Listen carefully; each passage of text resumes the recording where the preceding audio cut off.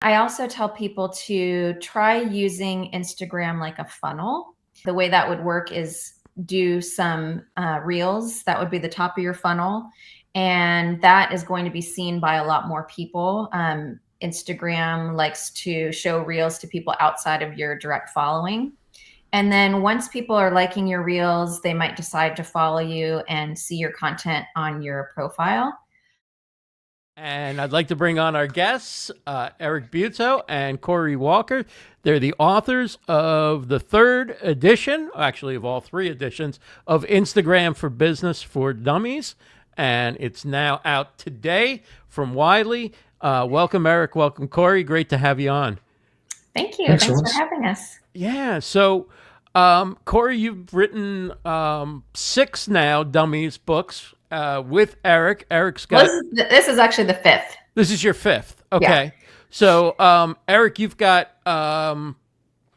your LinkedIn says 36, but I'm thinking it's more than that. No, it's more than that. Computer technology books. Yep. This is number, I think 48 or 49. I'll have to double check. A lot of them Since with 2000. on the Dummies series with Wiley, some with entrepreneur books, and a whole variety of different books related to computers and digital marketing. You both run your own agencies and are very involved in the social media sphere. So why was now the right time to do a new edition of Instagram for Business for Dummies? Because the second edition came out 3 years ago. And that's the book publishing cycle with new editions. Yeah. Okay. They've actually done new editions every 3 years. The first edition came out in 2018. So they decided to do a second edition 3 years later. And now here we are 3 years after that. And we have a third edition. And it's actually sold better than the general audience Instagram books that we've also written. Well, I think it's a challenging thing for people to figure out how they're going to use Instagram, which is seen as a very sort of informal and friendly and artistic kind of channel in a way. It's a mix of different things, a lot of different features from audio to video to pictures and even text posts. And I think for businesses, finding that right mix of what they should be doing and who their audience is kind of a challenge. Yeah, definitely. That's, when we both work with clients, one of the first things we talk about is who is your audience and trying to nail that down. And one of the nice things about Instagram is that you can find almost any audience there. So I talk a lot about the fact that, Facebook has really aged up and there's not a lot of people under maybe 30 on Facebook as much anymore. TikTok is still, it's aging up, but it's still on the younger end. But Instagram is kind of the happy medium. So you can usually find your audience there.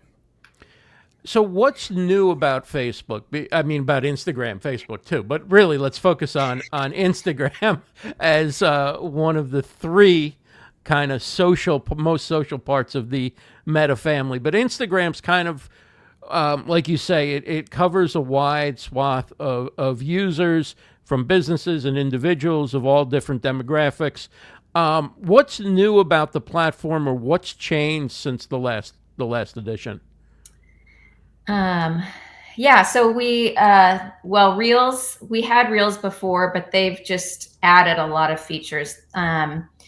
When Reels first came out, it was pretty basic, and a lot of people were using other platforms to edit videos and things like that and putting it out there.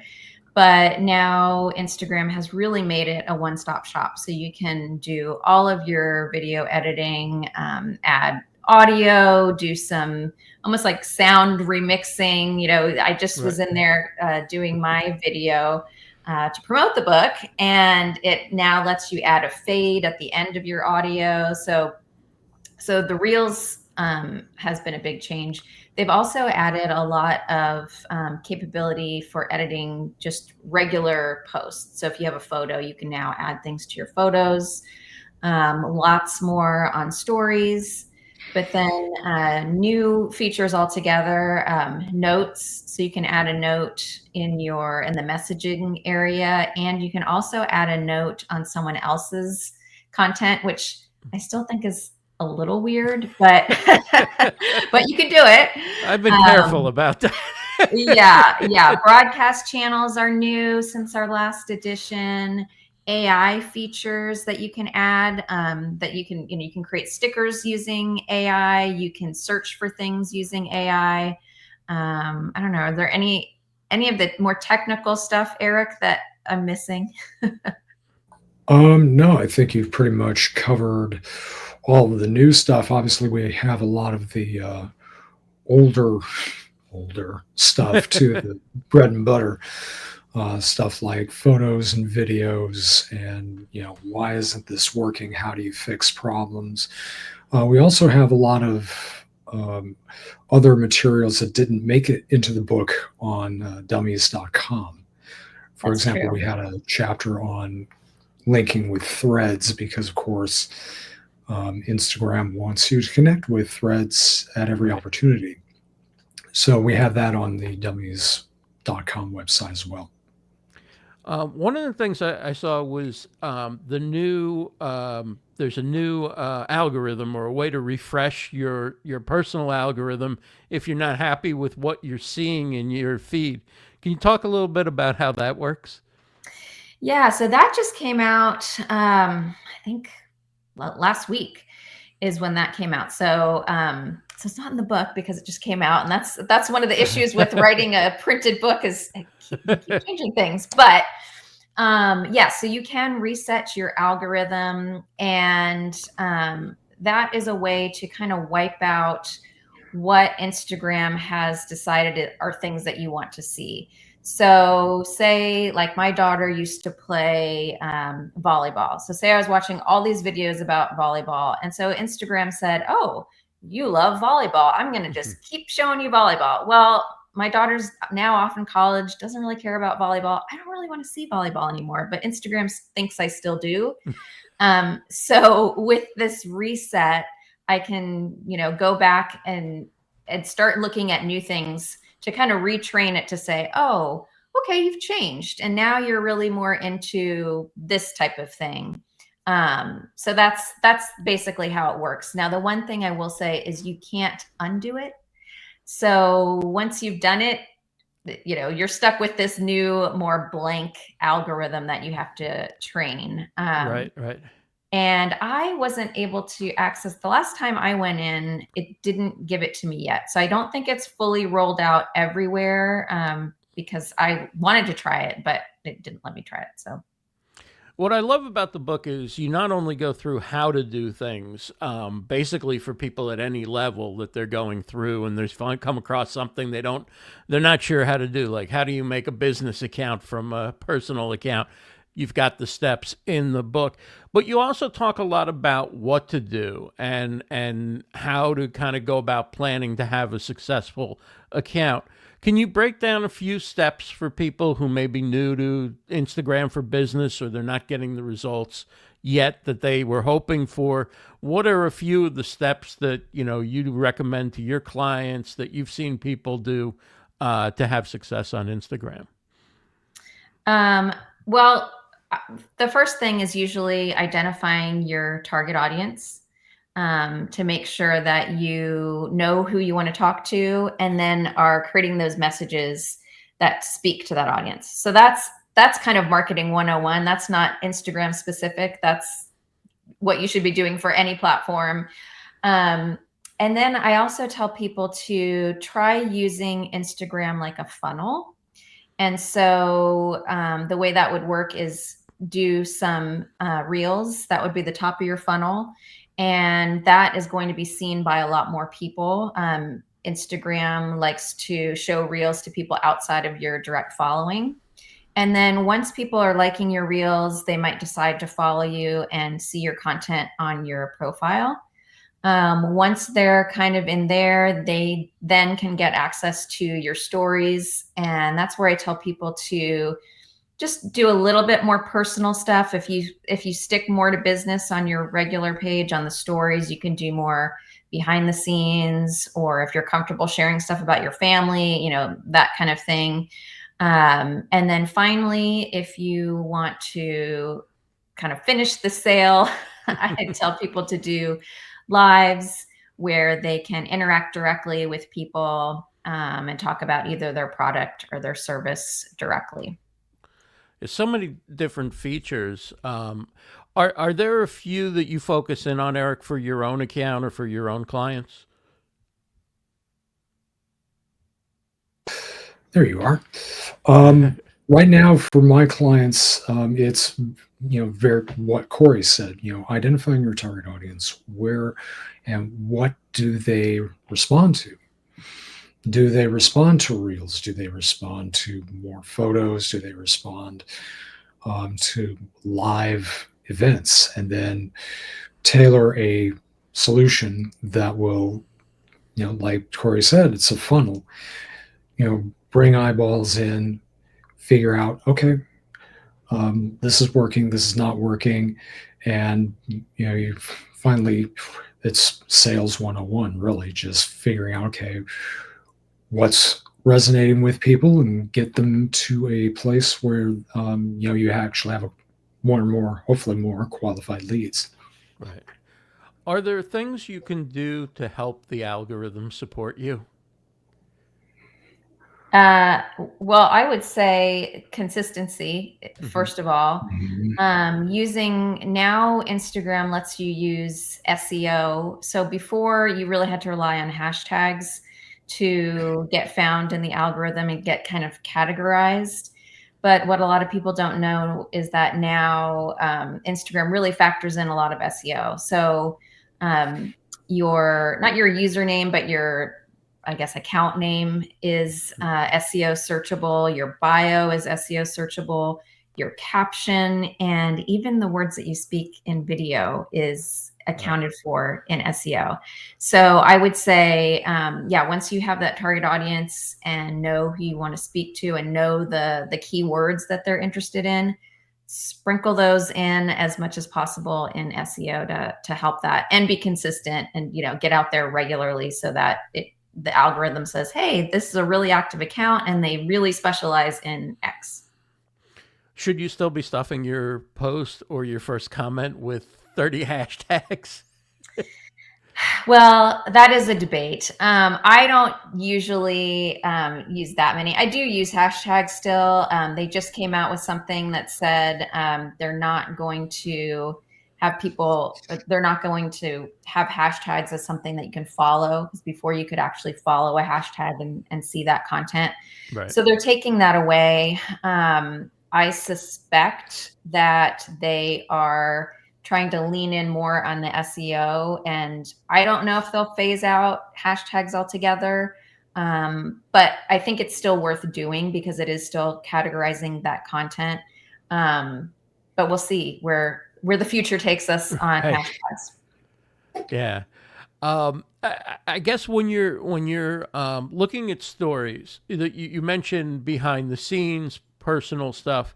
Should you also be sharing your posts and your reels as stories? Eric, do you want to answer that one, or? No, I'll let you take it. Okay.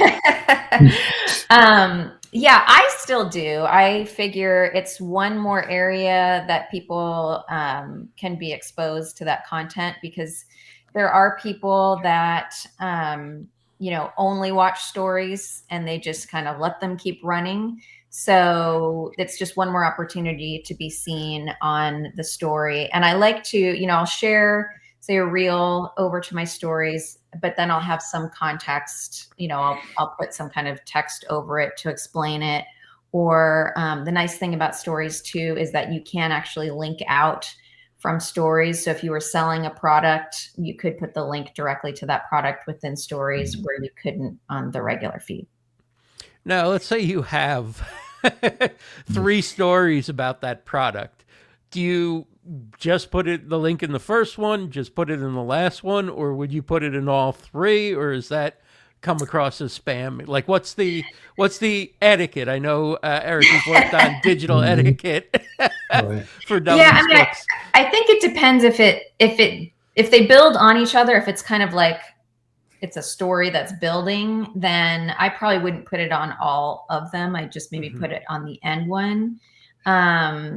So it kind of depends. That's actually a really good question, because there are some people that might watch only the first one and then they'll just shoo away. So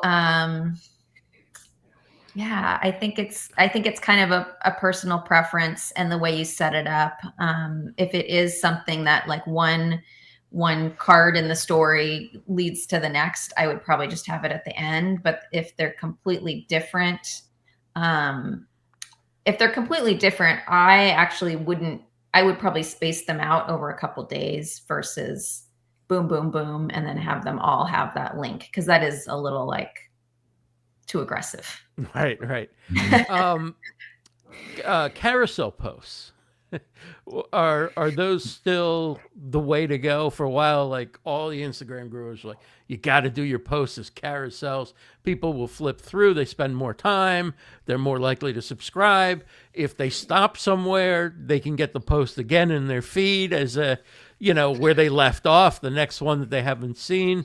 What do you make of the potential now today of carousel posts?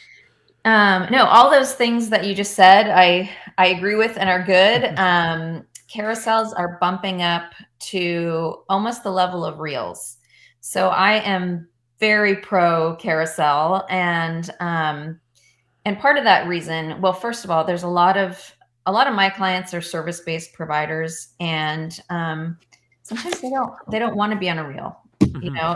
It takes me effort. I have to get ready and I have to be mentally in that space to be on camera. So what I like about reels is the algorithm still really likes them. And then every time someone's moving through one of the, the cards in the carousel, that is telling Instagram that that's a positive action. And so they're going to show that more. I think you also touched on, if somebody stopped midway through a carousel, the next time they see that person in the feed, then they'll see that next card in the carousel. And then it is a really great way to tell a story. So you could, do 1 or 2 sentences of the story on each card, or it's a great way to share 5 tips. So you could, have one of the tips on each one. So there's definitely ways that you can use the carousel that encourage people to keep going throughout the whole thing. And then that's all of these positive things for the algorithm to say, oh, this person really likes what this person is saying, so I'm going to keep showing them more and more. So those are some of the benefits that I like about carousels. Do you think that that kind is more effective, the kind of how-to, or I'll tell you a story, but you got to keep scrolling, than say 10 images from a vacation or 10 images from an event? Or as long as it's compelling, any of those would work? Yeah, I mean, I think I think in a business sense, when people are trying to share content, then yeah, you need that hook. But if you're showing something more personal, or it could be business, and it was like, this is the fabulous cruise I won for being top seller, right. And you want to share a bunch of different pictures from that, that can be great too. A lot of people they call it their photo dump. And those are pretty popular as well. But it is a good way if you are trying to share more a story or information about a product. Having something compelling to push them to that next card is definitely helpful. But it seems like, a lot of influencers, even if they're just posting pictures, they'll take 2 or 3 just to make sure that they've got a carousel post. Yeah. That they've got something to swipe to. Eric, I want to ask you about links. In the book, you guys talk about the power of using short links so that you can better track where your traffic is going. Can you explain that and why you want to do that and how that helps? Well, we talked about stories earlier, having links in stories to keep them engaged and people are looking at something and say, "Oh, I like that." So, click on the link. This is an issue that's been requested. For example, with stories, links have been requested for many moons. And so there's always been sort of a love-hate relationship with links in Instagram. And you don't want to have too many links, because obviously Instagram is not optimized for that. That's something that Meta wants you to use in Facebook or in Threads even. But having links in strategically placed locations, either in your profile, obviously. For Corey and I have our own links in our profile bios. Giving people an opportunity to connect from Instagram into other locations, like your website or your LinkedIn profile or your product page, is something that you need to be mindful of and make sure that people can find what they're looking for. Corey? Hopefully that made some bit of sense. No, definitely. Corey, your thoughts? I'm sure Corey could add many more about links. Yeah, I'm sorry. So repeat your original question. No, so the value of using links, which Eric kind of covered, and also you talk in the book about short links and for the help in tracking, if you want to track where your traffic is coming from. Because I've used short links in posts just because if it's a long link, nobody's going to remember. But if it's, bing, bing, bing, click, okay, they can't click, but at least they remember. It's very short. But I'm getting away from doing that. I'm getting away even from the link in bio in terms of doing that in my posts. But in terms of the link you put in posts, I just have a general link there usually, or a couple of links. But you were saying using a link shortener in the book can be very effective for tracking your traffic, where your traffic's coming from. Yeah, so you can use like a Bitly, or if you use Hootsuite like Owly, they all have their shorteners. And if you can make it, they're going to give you just kind of a bunch of random letters and numbers, so you can personalize it. So that does make it a lot easier for people, because like you said, you don't want this long thing if they can't even click it. I don't think this is talked about much in the book, but I use ManyChat for my links now. So I do have a link in my bio, and that goes to a whole landing page with lots of stuff. But if I want to give somebody a direct link, I'll use ManyChat. And so that's basically having the user put in the comments a certain word, and then that link is DM'd to them. And I did the same thing with Facebook Live and Messenger bots back in 2017 or 2018. Yeah. I think it really speaks to our laziness. Like, it's such an effort to go to somebody's profile page to click the link in bio. But I do find in marketing, any kind of extra hurdles you have to put them through is a hurdle, and it is an opportunity for them to go away. So doing this, they're already on your exact post. All they have to do is comment, boop, and then they get it. Seems to be working a lot more for people. So I use it. Sometimes I'll just say link in bio. Sometimes I use ManyChat. It just depends on how much time I have to set up automation and all that. I mean, it's pretty quick, but it's just one more thing to do in my day. So sometimes I'll just still refer to link in bio. I've tried it with Stampede Social, which does this something similar. And when it works, it's tremendous. When it doesn't work, you put a call to action in, and then it's obvious in the in the comments, nobody acted upon it. Yeah, Whereas yeah. when you just have a Kinda like, link, it's like, Mhm. well, all right, nobody I knows. can But I yeah, can track that nobody's clicking it, but yeah. it is a little disappointing when you get none of the comments. You're like, oh, okay, now and now everybody Right. knows that nobody wanted this. But it's Mhm. as silly as it is, and like you said, I love it when I put that comment in, and then I directly get, that lead magnet or that Right. checklist or the ebook or whatever it is, the article to read, and it's like, wow, I didn't have to do anything in here. Yeah, it's nice. Yeah. Mhm. So a lot of people who are watching this are very possibly either live streamers or video podcasters, and so I wanted to ask you thoughts on how longer form video content does on Instagram. Things like live stream where you bring on a guest. Like some people are literally doing like their video podcast live with one guest here and one guest here, and Yeah. that kind of thing. Are you seeing that working for people? Are you seeing like that's a viable way to use Instagram?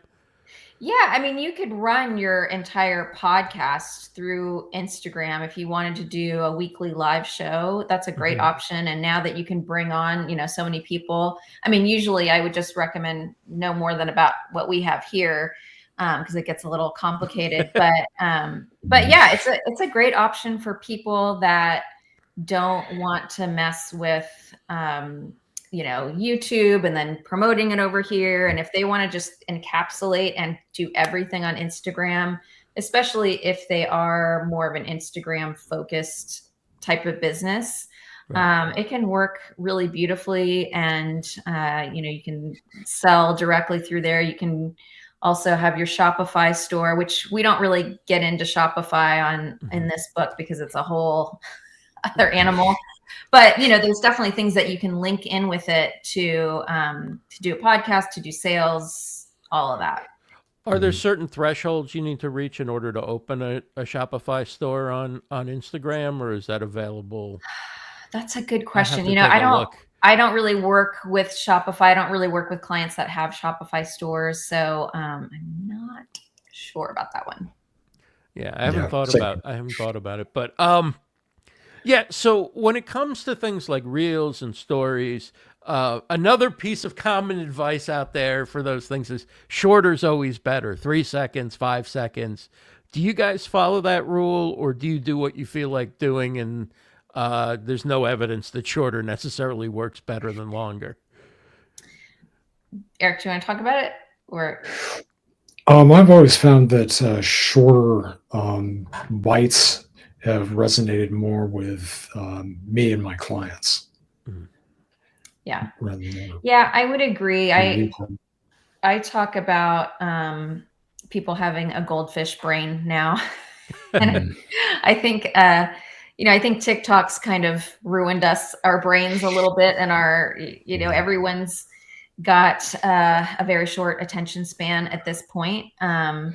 So there are times when you want to do something a little bit longer in a reel if you're explaining something, but in general, the ones under like 15 seconds often. Mhm. And if you're using it as top of funnel, then it's a great way to just grab someone's attention really quick and then move them down into other pieces of content.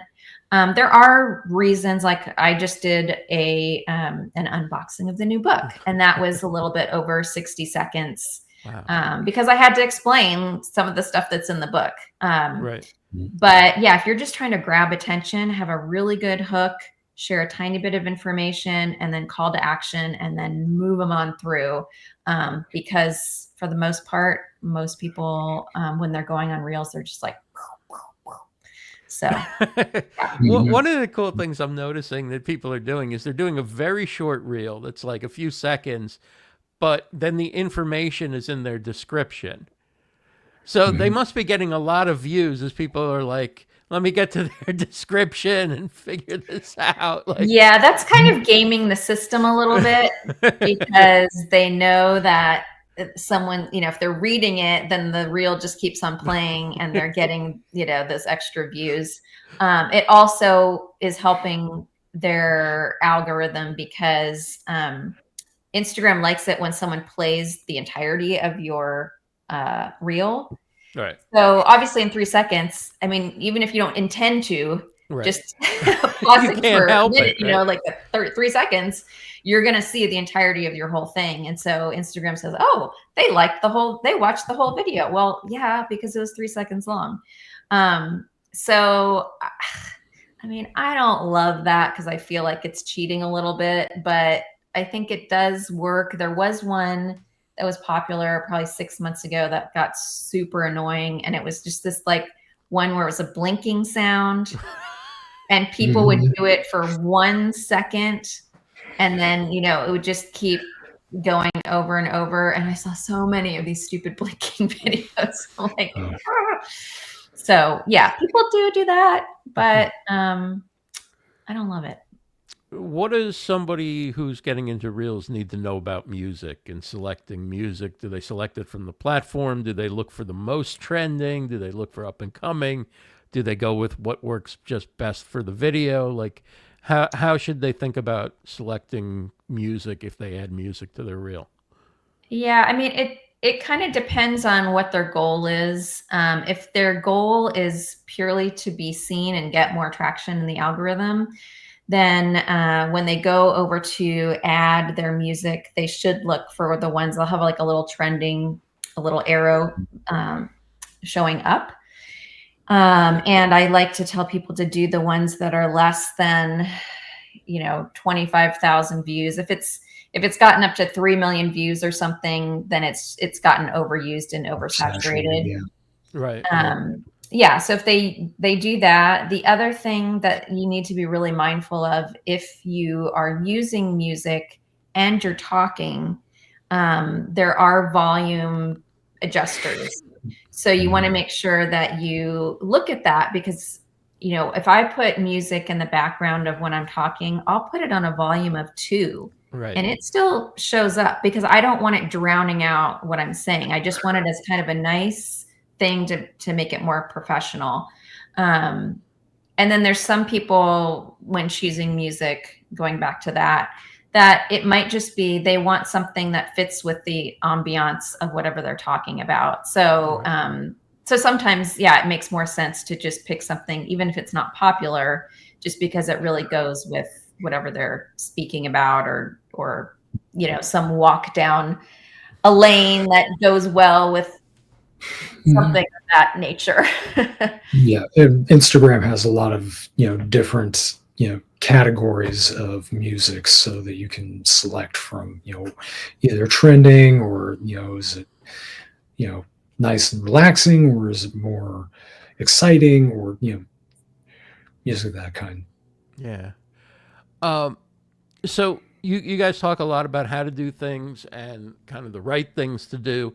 What are some things that you both see that are cringeworthy that you just say, oh, they're killing their chance to have a good account or to build a following because they keep doing blank? Yes. Do you want to talk to Yeah, it? go ahead, Corey. Okay. Well, one thing I see, people get all excited. Maybe they, take a course or something, and they go, okay, I'm going to post every day. So then they post every day for about 8 days. And then you don't see them again for 6 months. Right. So that's one thing. That's not cringeworthy. It's just not helping you at all.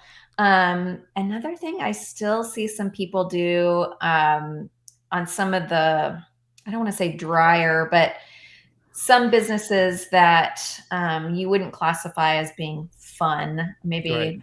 an accountant, or I don't want to call anybody out here, but using stock photos and not adding anything to it. And it's just like someone pointing at at a computer screen. 5 hands reaching in to say, Yeah, "Hey, we're like, a team." Yeah, that's not engaging to anyone. It's boring. It's not going to do you anything. Yeah, so those are some things. I still cringe a little bit, and when I see people dancing that don't really need to be dancing. And I think that's kind of, it's definitely calmed down. It was probably about 3 years ago, when, more when Reels was just starting out, and I just see all these business people dancing and pointing at things, and I'm like, why are we doing this? Like, what? Yeah, that's So really, really cringeworthy when you it's see a business of people who like they've never used Instagram before or whatever, and they're like, let's go around the office and make a reel and have everybody dance or whatever, or, yeah, everybody lip sync the song, and yeah, they're and I doing their don't have a problem, impression of what an Instagram influencer would do, not yeah. really knowing the genre and not, maybe being 5 years out of date. Yeah. And I mean, there's definitely people that are awesome dancers, and they could have a business over here, but then they also are really good at dancing. And so it might be a good mashup. But I just saw way too many realtors, and I'm like, just please stop. Yeah. And that leads to an important part of the book. One of the features in Dummies books is called the part of tens, and it lists 10 different things, related to the topic. We actually have two of those chapters. One is about 10 brands killing it on Instagram, and the other one is 10 places to find inspiration. So if you need to find, examples of brands and businesses that are doing a great job on Instagram, read those two chapters. Yeah. That's great. That's great. The book is called Instagram for Business for Dummies. We're talking with the authors, Corey Walker and Eric Butow.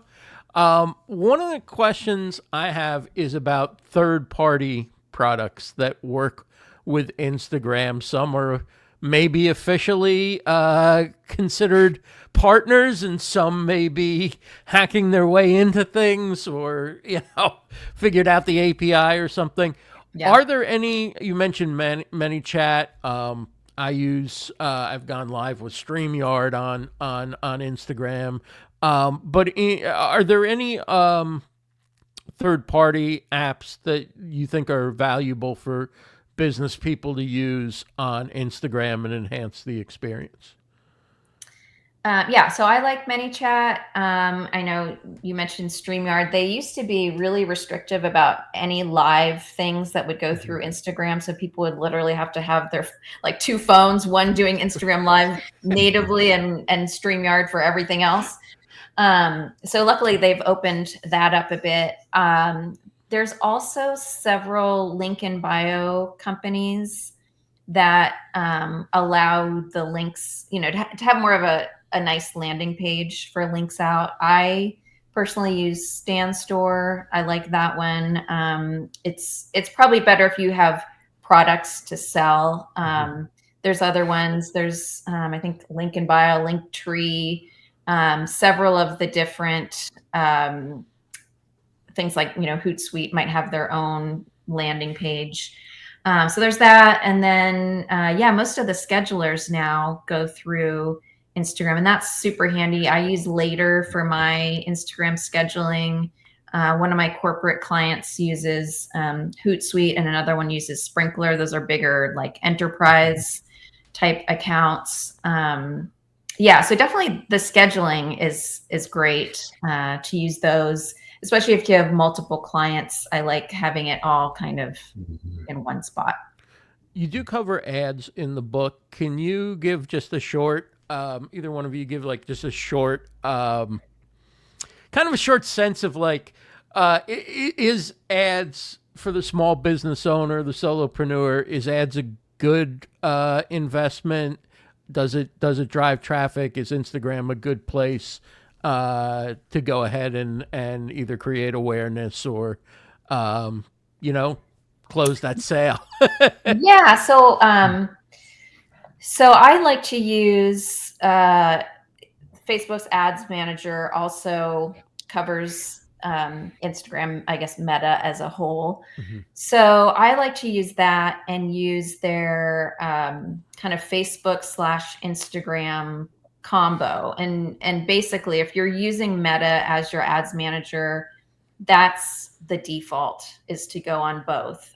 And what I like about that is that Instagram and Facebook will run whichever one's performing better. It'll run more on that platform. So it's doing some of the work for you. But if somebody says, my audience is not on Facebook at all, I only want Instagram, you can also, well, you can use Instagram itself, just the app, and do all of your ads through there directly. Or you can still go on Ads Manager on Meta and just, select the certain ones you want. But to your question, I do think it's valuable, especially if you have, if you're trying to get people to a lead magnet to grow your, your email addresses. If you're trying to sell something over the holidays, like right now, it's a great way to get people over to your store.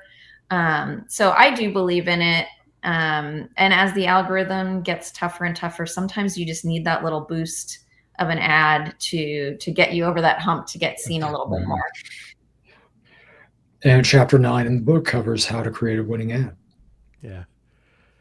A question about publishing for Eric. Having done so many tech and computer books about social media platforms and ways of doing things, are you seeing a change in terms of like what's selling? Are people more going for the ebook, or are they going more for a print book these days? Which tends to be more popular in the genre? It depends on the topic.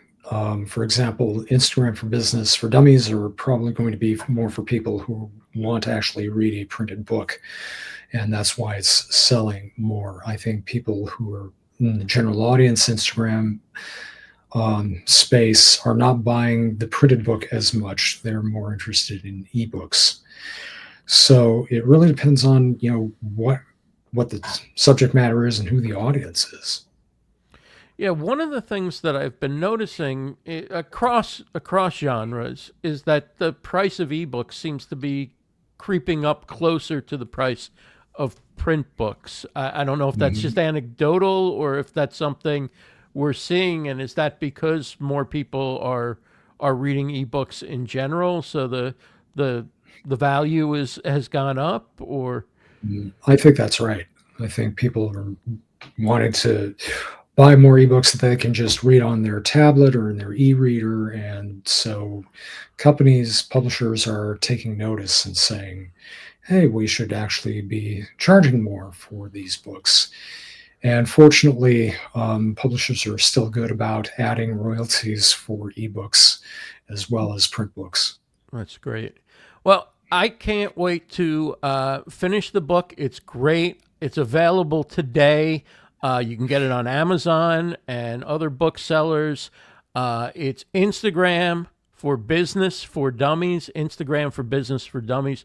Corey Walker and Eric Buetow are the authors.